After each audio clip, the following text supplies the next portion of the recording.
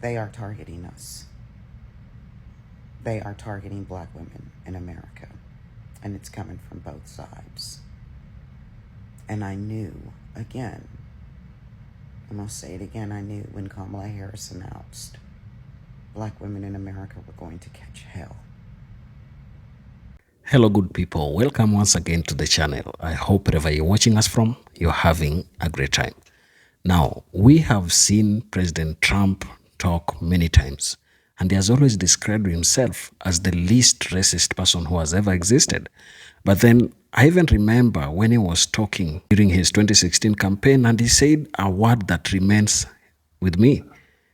He told people in Michigan that blacks have nothing to lose by voting for him.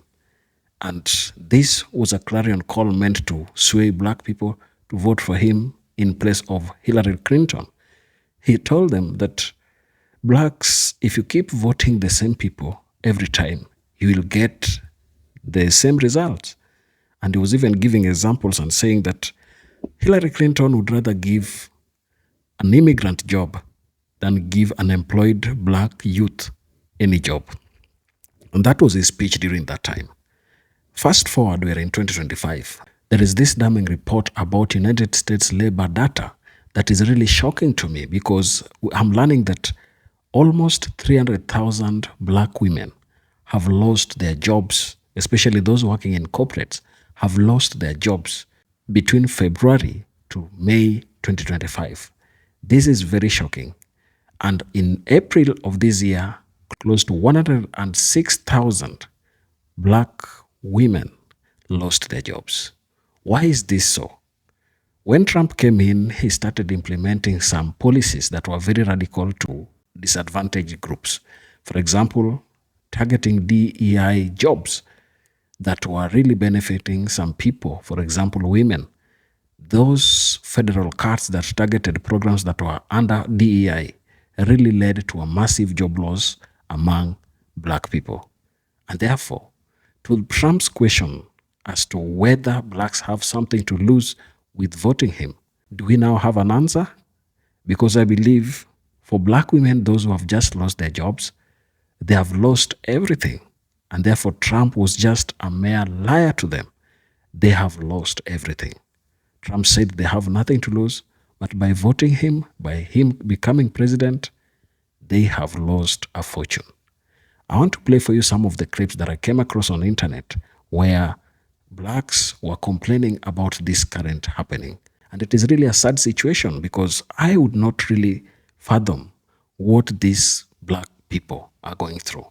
I don't know whether it is a targeting directed towards black people or it is something that should be cutting across, but a whooping 300,000 people losing their jobs overnight is not something small. Take a listen to some of the comments that have come from blacks who have seen this kind of things happening. They are targeting us. They are targeting black women in America. And it's coming from both sides. And I knew, again, I'm going to say it again, I knew when Kamala Harris announced black women in America were going to catch hell for her audacity. Yeah. And then when she lost, yeah, black women, we have no protection. Right now, we have no protection at any moment. Some vile and aggressive man, maggot, can start a fucking lynch mob on social media and we start losing. And again, I never said anything about those kids. Never once. I stood up. I defended another black woman. And I'm going to keep defending us. I am not going to be silenced. I have always fought for us. I didn't intend on being the person to have to fight this fight, but it needs to happen, and so fuck it. I'm going to fight it. I'm going to fight it.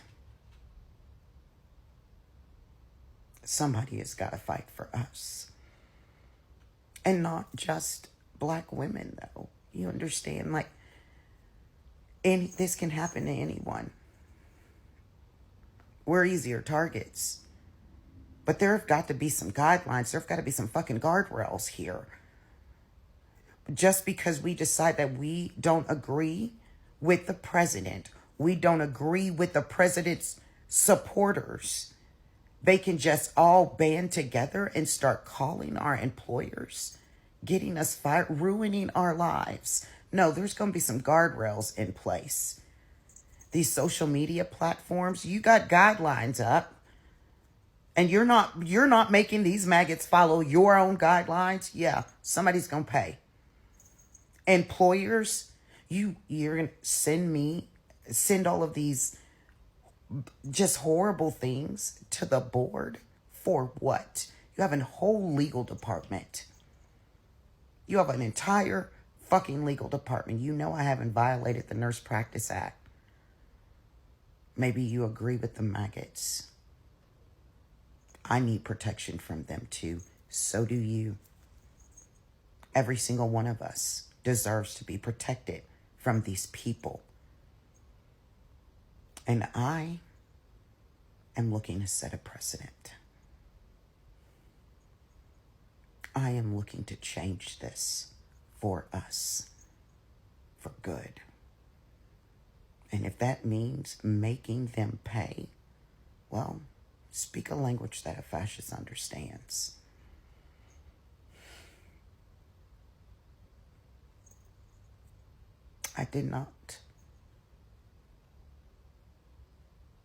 I won't ever forget the look on Sade Perkins' face when I first saw her video. I will never regret stepping in. And I'm not going to stop fighting. Daniel Bowling fucked up. And there's a couple other people on that list too. I'm not going to stop fighting. Did you know that in just 3 months, 300,000 Black women and femmes left the labor force? Yeah, in just 3 months. And that's not a coincidence. That's what happens when Trump's policies come for us first. He gutted federal jobs where Black women have always found stability. Things like education, healthcare, public service, jobs that came with benefits, a pension, a little thing called security. Poof, they're gone. And then came the DEI purge. Mentorship programs gone. Employee resource groups shuttered. Networking opportunities blocked. Basically, they've ripped out every ladder that Black women and femmes have used to climb. Student loan debt payments are back and have doubled. Mine have doubled. Black women also carry the heaviest debt load of any group because they're one of the most highly educated groups but don't have the same resources to get through school debt-free. And once in the workforce, Black women and femmes only are making about 64 cents to every white man's dollar. Automation is also taking over jobs where Black women have been overrepresented while we're excluded from the high-growth tech roles replacing them. And here's the gag. Over half of all Black households with children are led by Black women and femmes breadwinners. I'm the breadwinner for my household, and every 1% drop in women's workforce participation costs the U.S. $146 billion in GDP. So when they push us out, the whole economy loses. And yeah, I'm feeling it personally. I mean, I left my job to do justice work, environmental justice, racial equity, community empowerment. And I've trained orgs, helped build programs, help communities fight back. But many of the organizations that I've worked with have backed away from this work out of fear. And that means that my contracts are vanishing. My income is tanking. And the work that I was told was too important to lose suddenly isn't being funded. And it's especially disheartening because meanwhile, I see fascists that are losing their job for saying something racist and boom, suddenly they have $1 million GoFundMe. But when justice workers are losing their livelihood for telling the truth, I'm seeing crickets.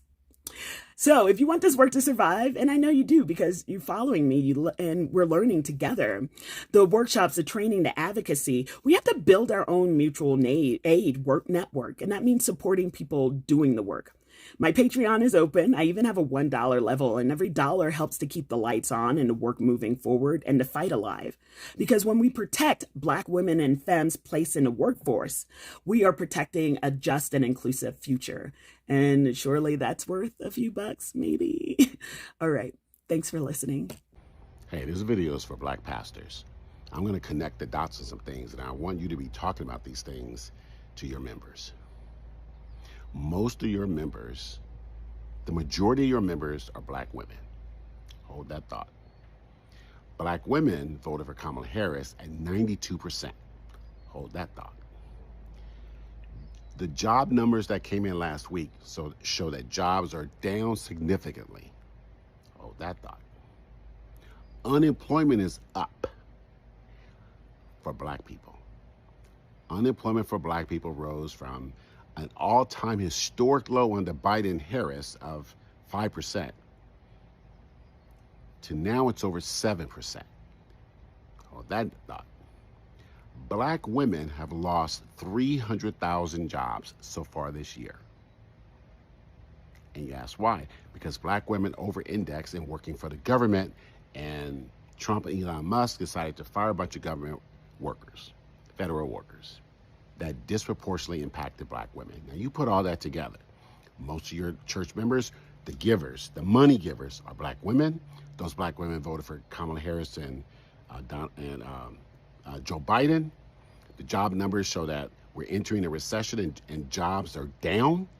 Black women have lost 300,000 jobs, and unemployment is up for Black people overall. Now, far too many, not a majority, not all, you gotta say that because the internet goes crazy, but far too many Black preachers were on these social media apps and in the news pushing down on Trump. And then another segment were disassociated from the election altogether. And now we're seeing the effects of that. We're in August, we're seeing the effects of those tariffs, of him and Elon Musk attacking federal workers and firing people, and other companies now starting to lay off people. And as we always know, Black people are last hired, first fired. And the numbers are once again proving that that is true. And something economists know, and you can search the internet, they're already talking about this, that Black workers and Black people are always the canary in the coal mine. That when something's bad going to happen in this country, or when something bad happens before it spreads to the general population of particularly white people, it happens to Black people first. So this message is for Black preachers. And if you are one of my followers and you see this message and you go to a Black church, you tell your Black preacher, respectfully, they should be talking about this right now, because you are going to feel the economic impact of Black women having fewer jobs. That's going to hit your church budget, those building funds, those pastor and wife anniversaries. It's going to hit all that stuff. I need y'all to be loud about this because midterms are coming. 300,000 Black women out of a job this year. 300,000 more Black women unemployed this year. And unemployment in the Black community as a whole has gone up by 1%, which is the most it's went up in a very long time. And then you got all of the Hispanic people in concentration camps. So MAGA, I just got a question for you. Now that you've got your immigration laws and you got your immigration popping, they deporting thousands and hundreds of thousands of people. They got hundreds of thousands of Black people out of a job. They rolling back DEI. They segregating the workplace, right? Did that help you at all? Did that help your mediocre basic resume and lack of experience get a job? Because all I'm hearing is how Black people and Hispanic people are out of work and pushed out of the country, but I'm not hearing any type of success stories about how employment for the white race has increased. Are white Americans doing better? I know the farmers aren't. I know the truck drivers aren't. I know logistics companies aren't. I know any company, the automotive companies aren't. So now that y'all got Black people out of a job and y'all got Hispanics out of a job, did that open up the jobs for you? Because this is what you wanted, right? You said there's too much DEI hiring and there's too many immigrants in our countries. So that opened up the market for you. So I just want to hear a success story. I want to hear a success story. Anybody with a new job, anybody with a new career. I don't want to hear about your little part-time. Give me your new career that you got and it excelled because of rolling back DEI. Because some black woman was in that position that wasn't qualified. Now you're in that position because you're qualified. I want to know. It was some black person or Hispanic person or some Asian person unqualified for that role, and they were in that position just because of DEI, and you took that position over because they rolled back DEI. Please tell me a success story. Would I be wrong to say that this country is committed to doing everything in its power to prevent black women from generating wealth? In just 3 months, nearly 300,000 black women left the U.S. labor force, and more than 518,000 black women still haven't returned to the labor force since the pandemic began, leaving our real unemployment rate just above 10%. The article lists many causes, and I'm not going to go into details for all of them, but obviously the federal cuts, it also talks about the impact of the Big Beautiful Bill and student loans, and it talks about all of the DEI cuts. For decades, the public sector has served as a lifeline for black women shut out of opportunity elsewhere in the economy. Black women make up over 12% of the federal workforce, almost double our share of the labor force overall. The roles not only offer pensions and benefits, but more equitable pay compared to the private sector. DEI job postings dropped by 43% between August 2022 and July 2024, as well as companies scaling back their mentorship programs, their inclusive hiring, and deprioritizing equity benchmarks. I really want to emphasize the importance of retention because we always focus on hiring, but oftentimes these companies hire black women and truly leave us for dead and do not give us the resources to be able to successfully navigate and successfully climb up the ladder within these companies. Even when black women are able to break into these spaces, to break into these companies, the pipeline to highly compensated executive roles sheds us at every single step. This is black women right here. Black women are among the most vulnerable to automation, with 21% working in jobs highly exposed to AI-driven distribution. Yet we hold just 3% of computing-related jobs. This is not just a mismatch, it's a structural exclusion from both the current economy and the next one. Black women tend to work in supportive roles, and you can see from this diagram that supportive roles have the highest risk of automation and also the lowest future job growth. And all of this is coming at a time where companies are eager to cut their workforces. There's a new mindset on how best to run a company. Companies are focusing on commanding millions of dollars in revenue with only a handful of employees. Many executives see large workforces as an impediment and not an asset. We're seeing this throughout industries. Companies are functioning with historically low number of employees. More than 51% of black households with children are led by breadwinner mothers, many of whom are the sole source of income in their homes. When these women are pushed out of the workforce, entire families lose their economic foothold, threatening housing stability, consumer spending, and educational outcomes for children. These are not isolated setbacks, they are systemic losses. And this is a compounding problem, okay? Without these public sector jobs that come with pensions, without these private sector jobs that allow you the opportunity to tax advantage retirement accounts, we're not going to have people who are able to save for retirement. There already is a wealth gap within retirement itself. I made an entire video on it. And the people who have managed to save are having to reach into that savings in order to stay afloat. Last year, a record 4.8% of workers in 401k plans took a hardship distribution for financial emergencies, up from a pre-pandemic average of about 2%. Nearly 1/3 of people who leave jobs annually liquidate their 401ks, paying taxes and often penalties rather than keeping the money in retirement accounts. The article and the recent unemployment numbers are new, but this conversation is not new. We know that all of these things together impact and create the racial wealth gap. If you're interested, I have this linked on my page, The Economic Impact of Closing the Racial Wealth Gap, which is a 2019 study from McKinsey. The racial wealth gap is composed of so many systemic issues that there is not one solution or one answer to the problem. I always talk about how this has to be multifaceted because there are so many things that led to the creation of the racial wealth gap. If you're interested in more conversations like this, I have an entire playlist dedicated to the racial wealth gap, and I also have a link in my bio that has further readings and education. I love us for real. Thank y'all for tuning in. Okay, bye. 300,000 Black women have lost their jobs since this new administration came in. And we all know that that was not by happenstance. One area of relief that is being offered, and I am so just incredibly motivated and inspired by this action, from Felicia Butterfield. She has started up a fund. It's the Global State of Women. You can go to the globalstateofwomen.com and fill out an application for emergency funds. Because of course, when you lose your job, you need some help. And isn't it incredible that Felicia Butterfield has set up a space, a vehicle that we can help each other? I am just inspired. So you can go there today. The funds are distributed directly to those who apply, and they get their money quickly. So you can go there today and fill out an application. Or if you have the ability, you can also go and give money. You can give $5, $10, $100, $1,000, whatever you have, to help the fund out and to help out our sisters at this incredibly challenging time. Let's help one another. This is what builds community. This is what builds unity.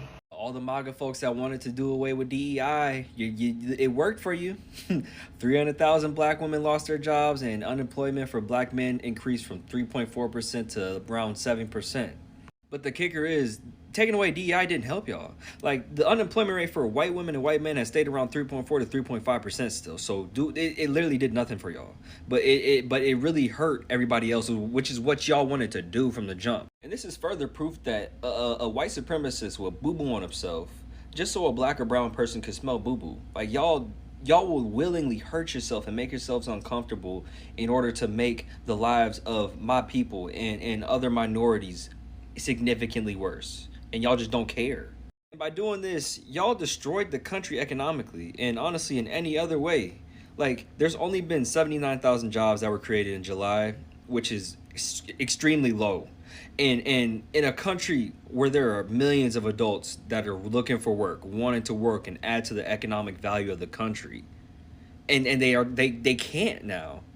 Because y'all voted with bigotry. Y'all voted with racism and misogyny and xenophobia. Y'all are some morons, bruh.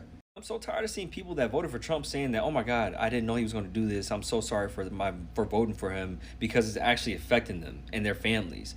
And like, if you're coming out at this point, like, you might as well just be quiet. Like, I don't know why you're saying anything. Like, there's no reason for it other than you wanted to get some sort of interaction with people online. You know what I mean? Because it's like, we are so deep into his presidency, into his dictatorship, that there's no reason really to say anything if you voted for him. Okay, but no, hold on. I'm so thankful that we are really on this topic of Black women losing their jobs, because can we talk about how they fired us? Because God damn it, I worked a full day, logged out, got a phone call 4:00. You fired. Turn the equipment in immediately. Huh? If you don't turn the equipment in, you getting legal charges for theft. Huh? And I ain't even got paid. So what the fuck did we do to America? My other sisters, what did we do? Tried to get an explanation. They felt like they didn't owe me no explanation. Cool. Filled out the unemployment shit. They ain't even responded back to that. I'm like, what's up? All right. Why is no one talking about how 300,000 Black women lost their jobs within 90 days? Bitch, what? I've seen a lot of videos of people online saying that they lost their job. And it's not just Black women, but I have seen an overwhelming amount of Black women talking about they lost their job. I just lost my job today. Today I just got laid off from my job. Now, we all know whose hands have been in the cookie jar. A couple of articles like this one here by CNBC. And it basically said that this was no coincidence. The policy choices that were made by the federal government, including Donald Trump, to cut all of those jobs in the public sector affected black women the most. That is where they have their strongest foothold in middle class employment. This is despite data showing that black women outrank and outperform any other group of women in their class, with even S&P Global, a leading economics and analysis firm, saying that if black women had the positions that match their education and skill set, productivity boost would add an overall $507 billion to the world's largest economy, hence the United States. But I am curious to know, what do you think? So don't forget to like, comment, and share, and let me know your thoughts. Wow, what a heated debate there. I think blacks have the right to complain about what's happening, because it can't be that just one demographic group of people are losing this huge number of jobs overnight. Trump came to dismantle everything that ever existed that was supporting black people.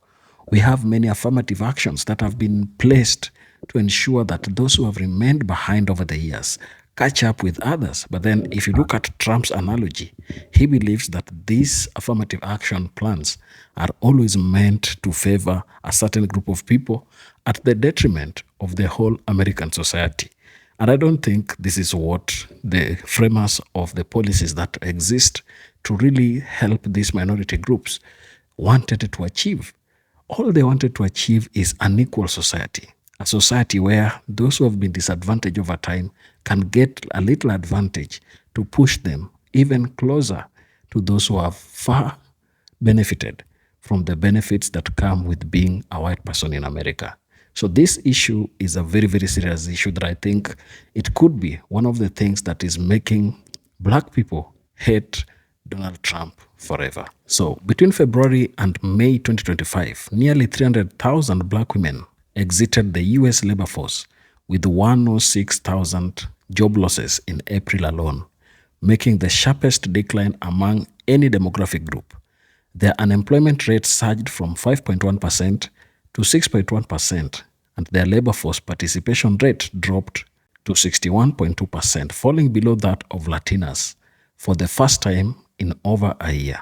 This mass exodus can be attributed to corporate layoffs and the elimination of diversity, equity, and inclusion programs, which have disproportionately impacted black women, who often occupy vulnerable frontline and administrative positions with limited upward mobility. Rollback of DI initiatives, particularly under the Trump administration policies, has been a significant driver. Federal job cuts, including 25,000 positions eliminated between January and April 2025, targeted agencies like the Department of Education and Health and Human Services, where black women make up a substantial portion of the workforce. The administration's aggressive dismantling of DI program, coupled with legal challenges like the 2024 Fearless Fund ruling that restricted race-conscious initiatives, has signaled a broader retreat from equity-driven policies.